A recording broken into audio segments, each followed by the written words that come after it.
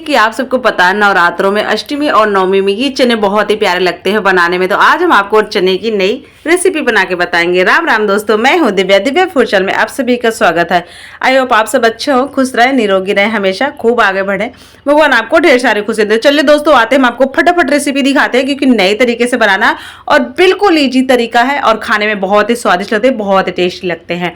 तो देख सकते हैं हमने चने भिगो दिए थे और उनको हमने निकाल लिया पानी में। तो अब हम आ गए कढ़ाई की तरफ। कढ़ाई में आप चाहे घी डाल लें, चाहे ऑयल डाल लें, चाहे रिफाइन ऑयल डाल लें, आपको जो अच्छा लगे वो डाल लें। इसमें हमने डाल दिया जीरा। तो हम इसमें ऐड कर दिए प्याज।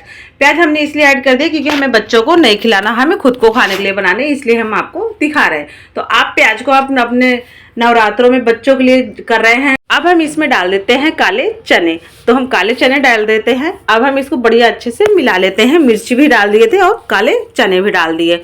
तो आप ही ध्यान रखना, प्याज मत डालना, बच्चों कन्याओं के लिए जिमाने के लिए मतलब बना रहे हैं तो। और मैंने इसमें नमक ऐड कर दिया। नमक मुझे शुरू में इसलिए ऐड करना है क्योंकि मुझे इसको नमक डालने से बहुत ही अच्छे से पूरे पक जाएंगे, कहीं भी कोई कच्चे और पके नहीं रह जाएंगे, पूर्ण रूप से पक जाएंगे। तो हम इसको इस तरह से अच्छे से मिला लेते हैं और मिलाने के बाद हम इसको अच्छे से ढक देते हैं 3-4 मिनट के लिए लो फ्लेम में। तो मैंने इनको बीच में 2-3 बार इस तरह से ढक ढक के हिला लिया, पका लिया, कि ताकि ये अच्छे से बढ़िया से पक जाए। अब मेरी आती है इनमें मसाले डालने के वाले, तो मैं मसालों को अच्छे से डाल के पका लेती हूँ। तो मैंने डाल दिया हल्दी और धनिया, और स्वाद अनुसार थोड़ी सी मिर्ची मैंने ऐड किया, थोड़ा सा हल्का सा गरम मसाला ऐड कर दिया है। और मैंने मतलब और भी आप कुछ ऐड करना चाहें तो आप ऐड कर सकते हैं। और अगर जो आप कन्या जिमाने के लिए नहीं बनाए तो आप इसमें प्याज, लहसुन, टमाटर मतलब कुछ भी ऐड कर सकते हैं, आपको जो अच्छा लगे वो ऐड कर सकते हैं। और अगर जो बाद में ऐड करना चाहें तो बाद में ऐड करके खाएं, बहुत ही स्वादिष्ट लगते हैं, बहुत ही टेस्टी। आप इसे कहीं भी आने जाने में सफर में लेके जा सकते हैं, घर पे खा सकते हैं, इतने स्वादिष्ट लगते हैं कि हम क्या बताएं।